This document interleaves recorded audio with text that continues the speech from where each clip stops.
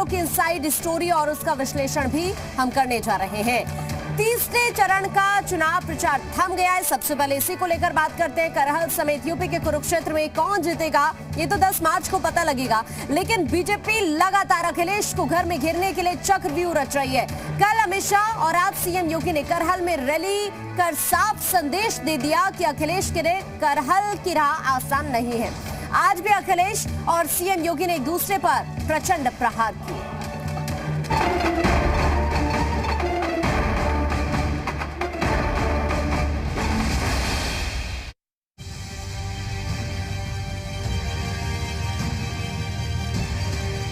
BJP ने अखिलेश यादव को करहल से हराने के लिए चक्रव्यूह रच दिया है। तभी अपनी घरेलू सीट पर भी अखिलेश को मेहनत करनी पड़ रही है।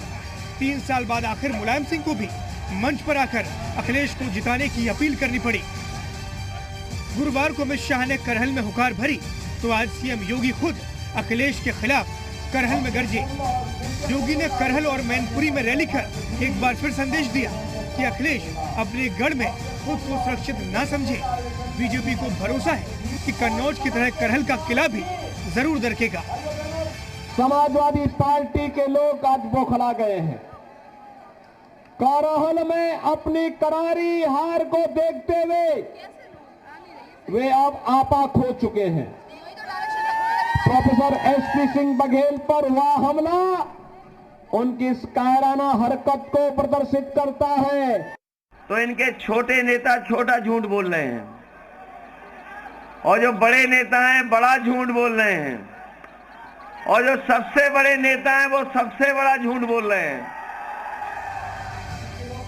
कानपुर में सीएम योगी ने अहमदाबाद ब्लास्ट फैसले पर कहा कि जिन आतंकियों को फांसी की सजा सुनाई गई उनमें से एक के पिता का संबंध समाजवादी पार्टी से है। आजमगढ़ के संजरपुर का भी एक आतंकवादी था और इससे भी गंभीर बात है उस आतंकवादी को आज वहां की माननीय न्यायालय ने मृत्युदंड की सजा दी है। उस आतंकवादी के पिता का संबंध उसके परिवार का संबंध किससे है मालूम है? समाजवादी पार्टी से। कानून व्यवस्था समाजवादी आएगी तो कानून व्यवस्था खराब हो जाएगी। बताओ बाबा मुख्यमंत्री पे मुकदमे हैं कि नहीं थे?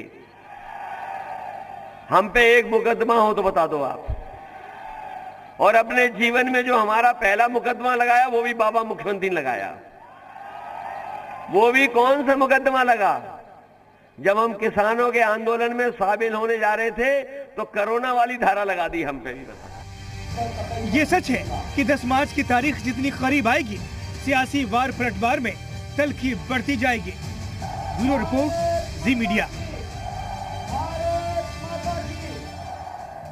बुलडोजर योगी सरकार का ब्रांड बन चुका है। आज फिर मंच से सीएम योगी ने विपक्ष पर वार करते हुए ये कहा कि बुलडोजर अभी रेस्ट कर रहा है, जो 10 मार्च के बाद रीस्टार्ट यानी फिर अपने काम पर लग जाएगा। काली कमाई के कुबेरों पर नकेल कसने के लिए सीएम योगी लगातार बुलडोजर चलवाकर भ्रष्टाचार और गुंडा राज के खिलाफ जीरो टॉलरेंस का संदेश दे रहे हैं।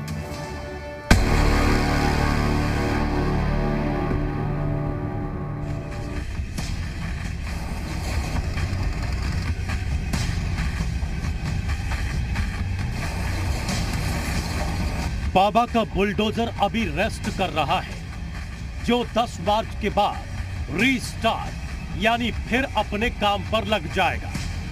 अरे ये हम नहीं, खुद सीएम योगी कह रहे हैं। समाजवादी पार्टी के गढ़ मैनपुरी में सीएम योगी ने एक बार फिर बुलडोजर वाला वार किया। समाजवादी पार्टी के वरिष्ठ नेता मुझसे कहे कि अब चुनाव के दौरान तो बुलडोजर नहीं चलेगा। मैंने कहा चिंता मत करो, कभी कभी इस बुलडोजर को रेस्ट भी चाहिए होता है। तो चुनाव के दौरान मैंने पूरे प्रदेश के बुलडोजर को मरम्मत के लिए भेजा हुआ है। 10 मार्च के बाद फिर बुलडोजर का काम जब प्रारंभ होगा तब के लिए हम मरम्मत करवा रहे हैं, चिंता मत करो। अभी दरअसल बुलडोजर योगी सरकार का ब्रांड बन चुका है। 16 फरवरी को हमीरपुर में रैली करने पहुंचे सीएम योगी ने खुद रैली स्थल के बाहर खड़े बुलडोजर वाले बाबा के पोस्टर का जिक्र मंच से किया था। पावन तपोस्थली पर तो मैं देख रहा था कि मेरे आगमन के पहले यहाँ के नौजवानों ने बुलडोजर भी सामने खड़ा कर दिया है। ये बुलडोजर विकास का प्रतीक भी है और माफियाओं की छाती पर उनकी अनैतिक कमाई पर चढ़ाने का प्रतीक भी है। अखिलेश यादव खुद सीएम योगी को कई बार बुलडोजर वाले बाबा कह चुके हैं। वो तो बीजेपी को अपना चुनाव चिन्ह भी बुलडोजर रखने की नसीहत दे चुके हैं। लेकिन योगी पूछते हैं कि बुलडोजर बाहुबलियों की काली कमाई से बनाई गई संपत्तियों पर चलता है तो दर्द अखिलेश को क्यों होता है और ये रिश्ता क्या कहलाता है? सरकार को अपना चुनाव चिन्ह बुलडोजर रख लेना चाहिए। ये सबसे बड़ी उपलब्धि सरकार की है कि इनका पास बुलडोजर है। बुलडोजर में स्टीयरिंग होता है। अभी बुलडोजर इधर चल रहा है, स्टीयरिंग घूम जाएगा तो बुलडोजर किधर चलेगा? सपा का झंडा समझो होगा कोई जाना पहचाना गुंडा। आज जब बुलडोजर चलता है तो सबसे ज्यादा पीड़ा होती है समाजवादी पार्टी को और कांग्रेस को। खैर, ये तो सत्ता और विपक्ष के बीच नूरा कुश्ती चलती रहेगी। लेकिन आंकड़े बताते हैं कि योगी सरकार अपने कार्यकाल में करीब 2000 करोड़ से ज्यादा की काली कमाई से बनाई गई अवैध संपत्ति पर बुलडोजर चला चुकी है। इसी बात की ब्रांडिंग चुनाव में हर मंच से सीएम योगी समेत बीजेपी के सभी बड़े नेता करते हैं। ब्यूरो रिपोर्ट, जी मीडिया।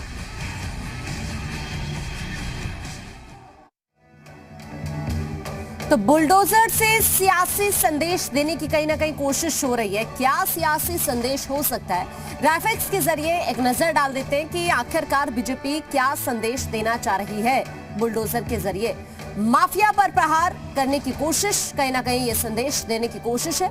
गैंगस्टर पर प्रहार, ये भी एक कोशिश है। इसके अलावा काला धन पर प्रहार करने की भी कोशिश है। साथ ही अवैध कब्जे पर प्रहार, सख्त कानून व्यवस्था बनी रहे, ये कोशिश है बीजेपी की। इसके अलावा भ्रष्टाचार पर जीरो टॉलरेंस की नीति अपनाने के बाद पहले भी बीजेपी कहती आई है और आगे भी इसी तरह की चीजें दिख सकती हैं। विपक्ष का संदेश क्या हो सकता है, अब इस पर भी एक नजर डाल लेते हैं ग्राफिक्स के जरिए। कहीं ना कहीं विपक्ष को डराने की कोशिश कहा जा सकता है, सियासी संदेश बुलडोजर से देने की। समुदाय विशेष पर दबाव, इसके अलावा सरकार का दोहरा रवैया, नफरत की सियासत, तो ये वो संदेश है जो कहीं ना कहीं बुलडोजर से देने की कोशिश हो रही है। कानून का गलत इस्तेमाल, ये भी एक संदेश देने की कोशिश बुलडोजर के जरिए की जा रही है।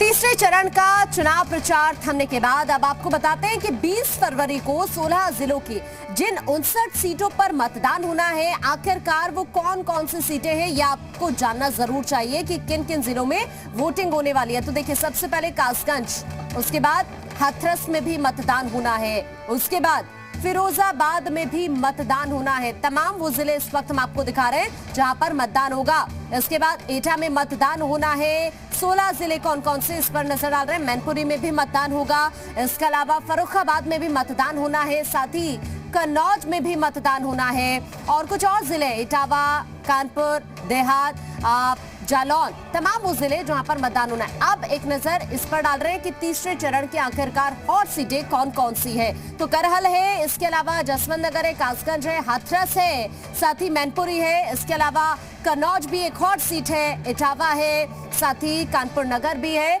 और झांसी भी है। तो ये हॉट सीटें इस वक्त हम आपको दिखा रहे हैं, तीसरे चरण की जो हॉट सीटें हैं जहां पर मतदान होना है 20 फरवरी को। 2017 के नतीजे क्या रहे हैं उस पर भी एक नजर डाल लेते हैं। 2017 के अगर इन 16 जिलों की 59 सीटों पर बात करें नतीजों की, तो देखिए, सबसे पहले बीजेपी की कितनी सीटें रही यहाँ पर, इनमें से ये देख रहे हैं हम बीजेपी को 49 सीटें मिली। 2017 के विधानसभा चुनाव में समाजवादी पार्टी को सिर्फ और सिर्फ 8 सीटें मिल पाई थी इन 59 सीटों में से। इसके बाद बीएसपी को सिर्फ और सिर्फ 1 सीट मिली। उसके बाद कांग्रेस को कितनी सीट मिली है तो जरूर जानना चाहिए। कांग्रेस को भी सिर्फ 1 सीट मिली इन 59 सीटों में से। तो ये अदर्स का भी इस वक्त हम आपको दिखा रहे हैं, 0 सीट मिली अदर्स को। और कुल मिलाकर सभी को आप देख लीजिए, BJP, Samajwadi party, BSP, Congress और अदर्स को कितनी कितनी सीटें मिली हैं। 16 जिलों में वोटिंग होनी है और 59 सीटों पर वोट डाले जाएंगे। तो ये तमाम वो चीजें इस वक्त हम आपको बता रहे थे जो आपके लिए जानना बहुत जरूरी है। 9 जिले यादव बहुल है। तो देखिए, ये जो समीकरण बनते दिख रहे हैं वो इस वक्त हम आपको ग्राफिक्स के जरिए समझाने का कार्य कर रहे हैं। 16 जिलों में मतदान होगा, 59 सीटों पर वोट डाले जाएंगे।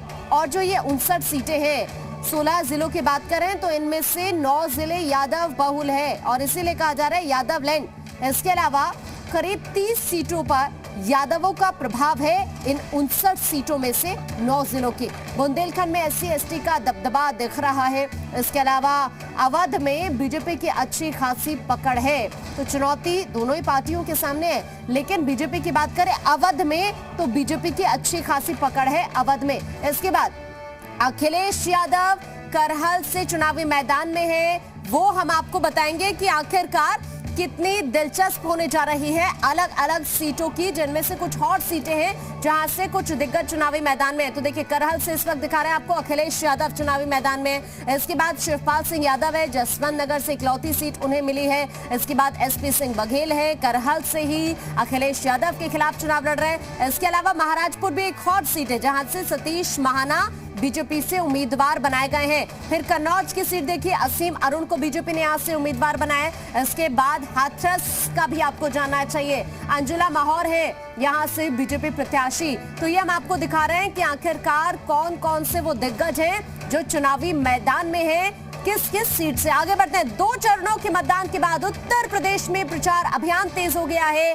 प्रचार युद्ध के दौरान इटावा से एक दिलचस्प तस्वीर भी सामने आई है, जहां सपा प्रमुख अखिलेश यादव, उनके पिता मुलायम सिंह यादव और उनके चाचा शिवपाल सिंह यादव को 5 साल से ज्यादा समय के बाद पहली बार प्रचार अभियान में एक साथ देखा गया। हालांकि बीजेपी ने इस तस्वीर को लेकर अखिलेश यादव पर तंज जरूर कसा है।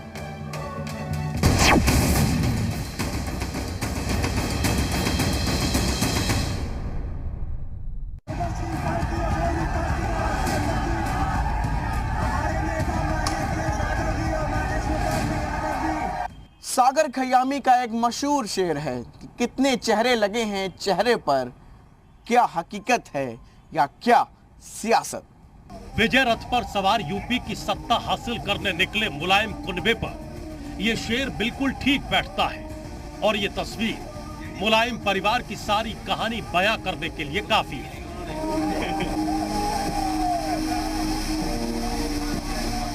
करहल में अखिलेश यादव के प्रचार में पिता मुलायम सिंह यादव और चाचा शिवपाल यादव पहुंचे थे। प्रचार के बाद मुलायम और शिवपाल अखिलेश के विजय रथ में सवार हुए, लेकिन बस में चाचा को एक सीट तक नसीब नहीं हुई। अखिलेश के रथ में शिवपाल की बेचैनी साफ तौर पर दिख रही थी।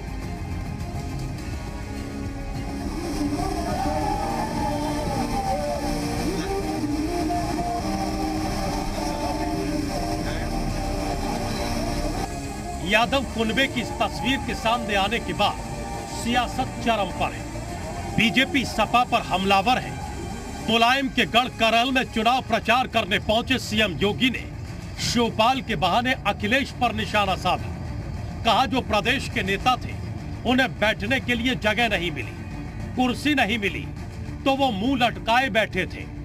सपा में शिवपाल की दुर्गति हो रही है। बेचारा शिवपाल जो प्रदेश का नेता था, कल उसको बैठने के लिए कुर्सी भी नहीं मिली। कैसे वहां कुर्सी नहीं मिली और वहां मुंह लटकाए बैठा था। क्या दुर्गति थी उसकी। और वह दुर्गति देखते हुए मुझे तो कल बड़ा लग रहा था कि कहां ये प्रदेश भर में घूमता था, हजारों लोग उनके साथ जाते थे। नेताजी का प्रमुख सिपा सालार हुआ करता था और कल उस बेचारे को कुर्सी का हत्ता मिला बैठने के लिए, कुर्सी का हत्ता। यानी आज के दिन पर अगर किसी व्यक्ति को आप दुर्गति का जीता जागता नमूना देख सकते हैं तो शिवपाल यादव उसका एक जीता जागता नमूना आपको मिल जाएगा। बीजेपी के हमले से आहत शिवपाल यादव ने बीजेपी पर पलटवार किया। शिवपाल यादव ने वायरल तस्वीर को ट्वीट करते हुए लिखा, कल की इटावा की समाजवादी एकता की प्रतीक तस्वीर के आने के बाद भाजपा की बौखलाहट बढ़ गई है। नकारात्मकता, अशांति पैदा करना, व्यक्तिगत हमला व चरित्र हनन यही भाजपा का हथियार है। भाजपा के शब्दकोश में तरक्की और विकास जैसे शब्द नहीं है। थोड़ा इंतजार करिए, 10 मार्च भाजपा साफ। तीसरे चरण से पहले पूरा परिवार बस में एक साथ दिखा, जिसमें चचा शिवपाल, अखिलेश यादव, नेताजी मुलायम सिंह भी बस में सवार थे। लेकिन इस बस में शिवपाल सिंह यादव की भूमिका एक बार फिर से थोड़ी लचर दिख रही थी, जिसकी वजह एक बार फिर भारतीय जनता पार्टी इसे तूल बनाकर जरूर समाजवादी पार्टी पर निशाना साध रही है। चाचा शिवपाल भले ही बीजेपी पर हमला कर सफाई दे रहे हैं, लेकिन कई ऐसे मौके आए जब शिवपाल के मन में ठगे रह जाने का दर्द साफ तौर पर देखा गया। मुलायम के कहने पर अखिलेश संग आ तो गए, लेकिन चाचा भतीजे के रिश्ते में खटास वक्त बे वक्त दिखाई ही दे जाती है। ब्यूरो रिपोर्ट, जी मीडिया। यहाँ वक्त तो एक ब्रेक का है, लेकिन जाते जाते एक खबर आपको बताते हैं। एक और जहां प्रदेश में विधानसभा चुनाव को लेकर नेता रैलियां और सभाओं में जी जान से जुटे हुए हैं, तो वहीं दूसरी ओर मथुरा के विधायक और ऊर्जा मंत्री श्रीकांत शर्मा ब्रज की होली में सराबोर दिखे। ऊर्जा मंत्री श्रीकांत शर्मा ने ब्रज की फूलों की होली का आनंद लिया और रसिया गायन भी किया।